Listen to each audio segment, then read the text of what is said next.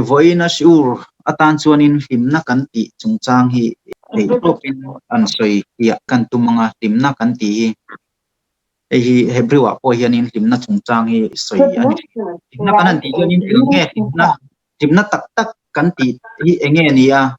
ani lo chuanin voinia hetia ti sakhovel kan himna hi emni himna tak tak ti hi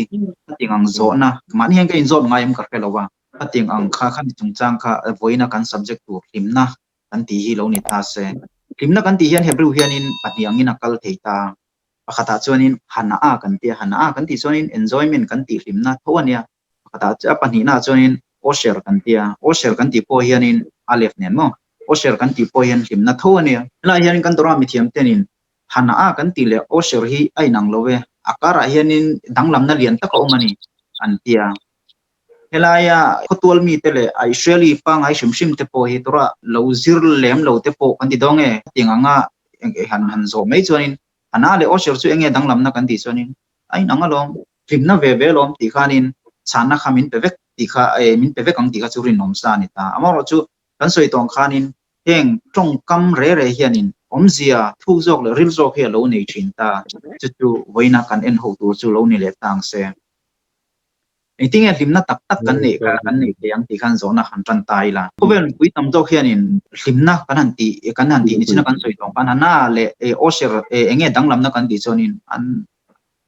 an shelem lo ta himna chu himna lom himna ani ve ti khanin an chang thil thu mun ani tin an chang ta amaro chu kan ngai to chen chuanin thili nang lo le danglam na lian tak nge ni ti kan the theyang kan tora mi thiam te na heng thil pani an lo soi zau na an tar lan na khami kha voin taya kan en tu ho kan en ho tur chu lo ni ta a chuanin hana kan ti bi khalo en hasa tai la ana kan ti hianin kan thria tawngin hlimna kan ti ani thawani amaro chu adai rei lovin ti sa hlimna lampang pi khi ko ke ini ta han chu eng tianga nei nge ni chu hana kan ti chu khwe tanga lo nge ni kan ti chuanin te hinan chung hana kan ti chu zu le sa kan ti pat mei chiat na kan ti te sum le pai na te he khovel material thil kan ti ho kan mu thei kan khoi thei atanga kan ti dong e khating nga atanga kan hlimna kan don thin ho hi wi hana ti ni ta chuanin chuanin chung khwe khovel thilentinan zu le sa zu ka ina hlimna kan don te mo sil ka eya ti thil ka tui ti zong ka e ta eng tianga renge ka hlim ani chuanin mi pat mei chian na lama ka kal ta chu mi pat mei chian na chuanin kanuna hian eng ti renge hlimna min thlen ti te khang kha khan chut ha kan han ngai tu chuan chu ti sathila hlimna tak ani fe kan ei chu tro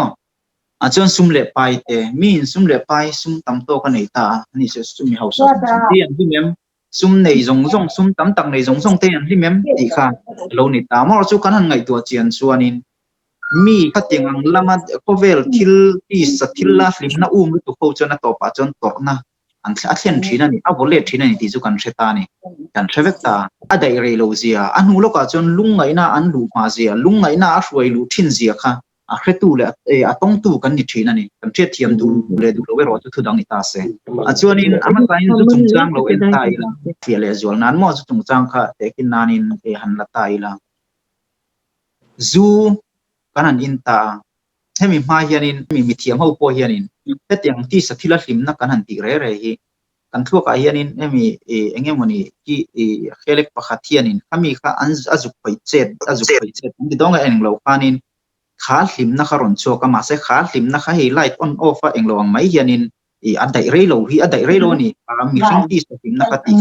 mi sai ti ke poina cho ke awme kan ke ma ni eng thua ka hian ti hianin soi ni chumo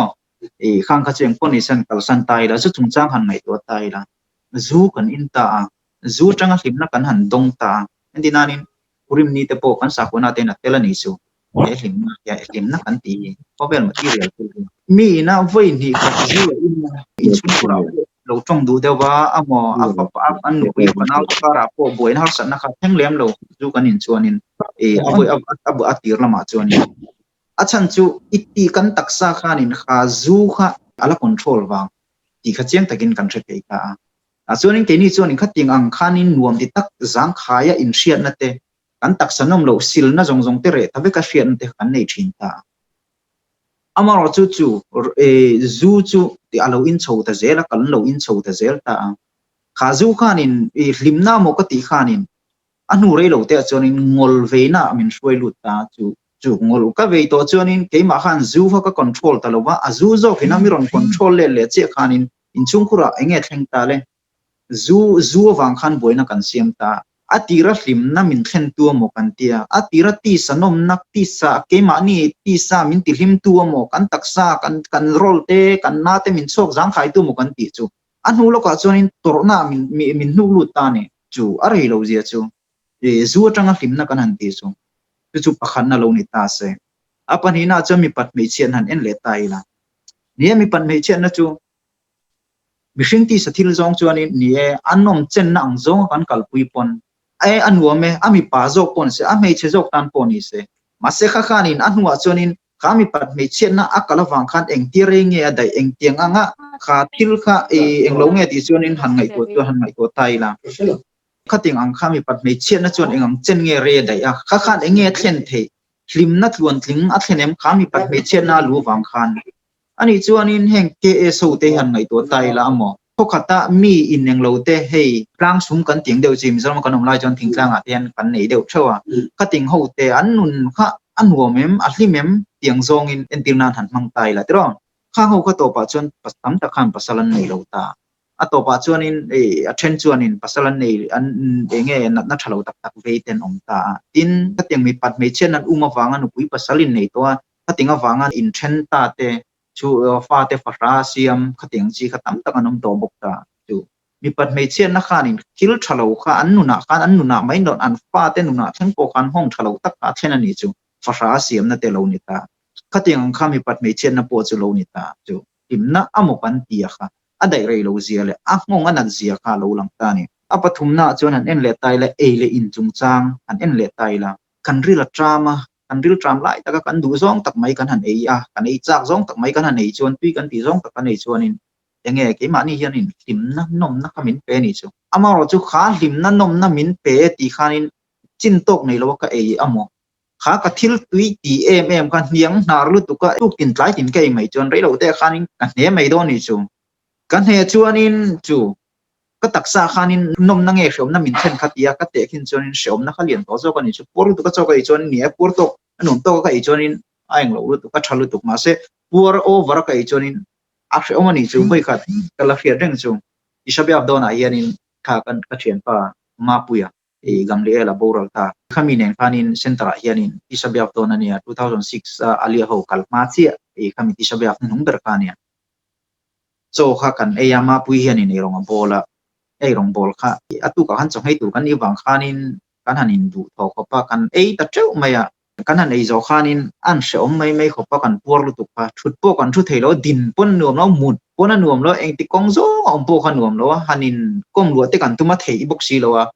i khanin se om til tu khanin hun kha kan mang ta ti sabya kan man zong zong a chon kan man fu ber tum te po ni ma na ma ni kan in ti se om lu tu kha chu khating ang kha kan tui ti zong le nuam ti zong po kha enge area dai lo kan ti sai kan tak sai na athin to ka lo nei ma zia an ti dong e limit lo nei zia kha o e re lo te khan aron lang mai thina ni chu ting ang chu hlim na kan han tia hlim na tluan tling kan han tia hemi ke mani na hlim na tak tak kan ti hi khang khovel thil khovel material thila hlim na kan don ho kha kha hana an ti chu lo ni ta kan khamim ten an soi zaw na tang chuan John heng ba ka hian in khovel thil tam tak e alo om bokanga entina sum le pai te min suma ta char ta te hinan zanei chuan zani nei kan du zani nei chuan zathum nei kan du kan tiang deuh khanin a chuanin enge a leilu khanin sum nei kan tum chuan a to pa chuanin ei ruk na te kan kal the diklo ta ka do soi chunga sum hlo chu te kan duwa amo dik ta kan ha thok po ni la mi na ama thil englo ngai tu reng lowa na tho char chuanin chu ati sa ataksa lampang ngai to lowa na tho char chuanin sum chu hlo tewa ma se ataksa hrisel na te po rei lo te khan ron pan mai ni chu ata chuanin harsat na mang an na kha ti khanin achunga khan hrisel lo na te ron tlak bok ta chu asum hlo chu po khanin thil tha afa te ale anu puya le achung ko khan thil tha thlen ve kem ti po kha ngai to tham khala ni ta chu khang zong khovel material thil kan han ti he khovel thil kan khoi thei kan mu theina hlimna min khen hi hengau hian in engting a rei nge daya engting chen nge min dai ti hi kan in chun non po angai fo thin ta chu hana a kan an ti khovel thilina hlimna min khen ang chi kha lo ni ta chuanin chu a dai rei lo ti chu kan lo hretlang ta chuanin rei lo te a khang hlimna khanin min kalsana rei lo te a khang hlimna mo ka ti khanin sheomna min nuk lu thina ni ti kha kan huta chuanin apani na osel kan an ti kha osel kan ti chuanin hlimna ti thoni ta amaro chu hei hi tharau lampang chungril lampang hlimna hi apo bi ke he osel hian ti in hrilfiana an nei ta chu tharau lampang atanga hlimna kan han ti hi osel ani a chu hlimna chu engtianga nei tur nge phei tanga don tur nge kan ti chuanin entinan tora zira tangin min thinlung takle rilru ti tak zeta ril tora zira chuanin chu hlimna chu a hlo chuakin chu hlimna chu aneyang ti lo ni ta ni entinanin ani chuanin kamara te ka zira khoshabat te ka zirta ani lo le tarat mispakha chungko thiang hlim entinan ni da dan chungchang te ka lo zirta chuanin chung hlimna chu teng ka zir chuan chu hlimna chu ka neyang ma chu chungril hlimna tak zo tu ka neyang ma ti kha zona lom theni ta chan chu thu ka chira ka zira ti khanin ka te ka practice ta ka ti chuan in ti khating zona kha lom theni ta chana chuan te reng mai ti khani ta ni akhana chuan i taksa chuan in kha tora i zira wang khanin timna kha zu te ina mi pat mei che na te manga amo ani lo le sum le pai inga anga i taksa ina feeling ngai tua na anei anga hlimna amo itiang kha chuan a pemi along te i tora zira te mo i pathian thu zir khani eng ai halakha zir te khana pelawang che chu chiang sa ni achan chu kan khoi thei thil le kaneng lo thei thil khani lo wangin amaro chu kha khan eng ting nge chu thila chu kan neya chu thila chu eng ting e kan hriat thei kan ti chuanin chungril hlimna tak kha thil khanin tora chu na keng telani kan ti chuanin eng ting e ken tel kan ti chuanin kan thara wi kan karma sa si ulama pong kan soi to ta mishing te hianin lokut ilalpa pathian ni na kha da telani kan ti ta chu enge kan ti chuanin pathian ni na an pu siam e ti po kha enge kan ti chuan kan ti saruangam ni lowin kan ne shamani ya ti hi ni ta chu nun na tholu ta ti kha e mani a tharau da khalal pa pathian ni na e mani a aing lo chu lo ni ta ada e ama kan an na po chu kan ne shama chu ni ta chun tharau chu engang mel pu nge nia enganga ong nge ti kan soi thei le nem engang tia lian nge nia enge ata te zong alen zong enge tu nge soi thei tharau tu tro an soi thei lo ni chu tharau ni miau wangin chu lalpa pathian ina amma atanga keima nia min pek aron da atu lo keima ni mi hring te pathian ni na oma chu lo ni ta chu pathian ni na keima nia oma chuanin amma atang ve ka chuak atora ama a ro puina kha tora khan a ro puina da ta lalpa pathianin a ro puina ama na da ama ni na ro puina kha tora khan om tlatani chu kami thudik tora lalpa pathian ina a ro puina da thudik ni si kan kal dan tura a ke mani in kai hloina tura min pe ka hak kan han zira ke mani chungril kan nuna kan lak lu kan han nun pui khanin kan han practice kan han zira kha thununga kha kai mani kharawa khan kan chungril kan han thun lu che khanin chu rim na chu kan ne sama khanin enge aron eng kharon chuata chu eng chuanin ke mani nuna khan mu thei khan limna kha aron khen ta ni chu tora i zira wang chun enge i ro chuata ni ti sathila po tora zir reng chuanin enge ngai poimo em kan ti chuanin shalom bai kan ti chu in chung khura in rem na nu pui fanau te kar in chunga in rem nuam taka kha shalom in chunga om theina tu khang te kha ngai poimo te em ta ni an nuna hianin enge mi ta na ka ti sual amo kanuna eting ka ti chon midang tanian enge poyang heting ka ti chon ti khang zong thil thalo midang tana hre om wathen theyamo midang tana englo turang si re kha angai tu mani in ngai tu le na nun kha kan nei an nei tel thina ni khating tora mizira tora nun pui thin tu te chuani chuteng angsu tora zir chuanin alo khen ta khang thil la tia midang chunga ngil nei na volunteer te lalpa pathianin ka sabat ni ser turani ta chuanin meichia athiang him lo lai mu pui lo tura khatinga kanu pui te mani se tara mispakha chungchang te khanan zir kan zom khanin chu zom sathia mai kan ni lo ta zom khanin limna nen khan kan zom ani enge kan limna chan kan ti chuanin hei pathian thu pe kan ia chu atora in ziak athu pe kan ni meu wangin chu thil ka jong chon ke ma khan enge moni hlim na khan min tuam thlatani ke ma chon enge mo hlim na ka dong thlatani chu mai chu ni lovin min pathian anei tak tak chuanin ni e mizoram apo kan ria thi thamuan na ten tia chu khating ang zong kha enge thi thamuan na an rin na khanin an ni chon pathian thu ya in da an hun kal le turan ti sa khovel chu le ya da bowin phum bowin om ma se an tharau nei ka kha an tharau pe tu ne na kir le a e khovela athil lo ti to thil tha athu lo oina wanga lo man don tur kha omani ti kha be se na ane wang khanin klim takin chu ahun to po chu mang thei thina ni chu khating ang nun kha lom e keima ni helai tora kan zira he tora ina min ko mu chu e khovel thil kan uma e khovel sum le pai te kan uma e khovel limna limhlopna kan uma kan lo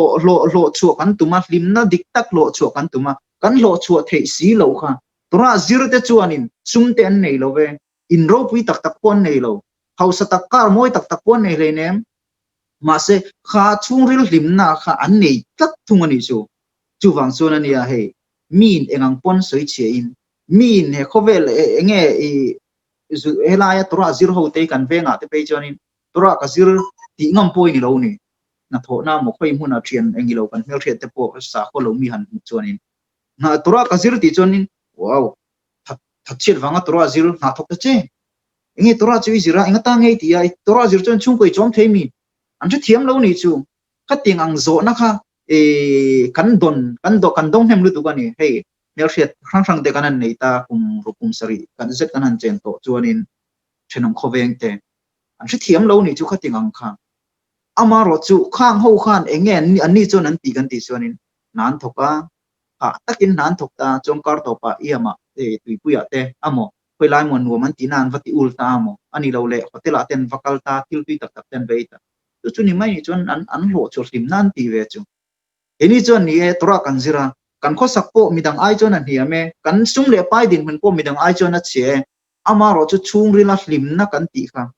he laya e shalom bai kan ti te he laya mi thil khovel kalphung pathian ro rel dan khir dan te khang kha ke enge khang tora zirmi te khanin an nei tora nun pui tu te khan an nei ani chu wang chonin he khovel kalphung kha an thithiamin an nun kha nuam zokin an mang thina ni she om na po lan tur ve tho ar san na pon tur ve tho turan zira wang kan khang he khovel she om na le he khovel tur na zong hi an kal san tai an englo tai ti na ni reng lo ma se an ton an ma ni chon khang thil lo theng zong kha pathian atang ron chua ka ni ya chu pathian ro rel dan ni tia an pom thiam miaw wang khan an hriat thiam miaw wang khanin har sat nan to pon ma chon dan khan thiam thin ta chu har sa chung po khan ti khanin lom na lim na kha khami har sat na kara po she om na kara po khan an dong thin ta an tong thin ta chu chatuan dai lim na kan ti chu alo ni zo kan ni ti kha kan hre thei ta chu wang chonin ke mani na helaya lim na amo kan ti sum le pai te hovel ho sang na te zu le sa te thian za howa inkom lima a thuduk dak lo tak soya an nui khek war na te khang zong kha lim na tak mu kan lo ti thina kha ni lovin lim na tak zo kan ti chu lalpa pathian ina ke mani ya ama ni na adda atharak tharau ke mani tharau te theu khami tharau cho kan tora zir ka tora kan an lak luwa kha tharau kan ti lim khanin chu lim na jok chu chatuan dai lim na jok chu kan lo dongin kan lo nei thei thina ni ti kha kan hria ta poi mota in chu o share kan ti chu alo ni ta ana a kan ti le o share ti danglam na chu e khami kha thil pani kha ti khan toy teng karong thil pe ta chuanin man shur ti tom nan helaya e rambam thu kha changin mang tai la rambam chuanin hian a soya e khovela hianin ti sathil hlim na le tharau lama hlim na te hi antana lalpa pathian ina min pe kania heng thil pek te hi kan chen vek the ni ovel thil hlim na po ti salam pang hlim na chaw no ovel eile in po ni se zulam pang po ni se mi pat mei chet na po ni se sum le pai po ni ro se antana ami hring ami te tana apek e kovela mi hring siam te tana aduana ni amin pek ani amaro chu khang thil kha kan mang tur ani antina mi pat mei chet na mi ti sa chang na nga deu chon nu puya nei ma mai anga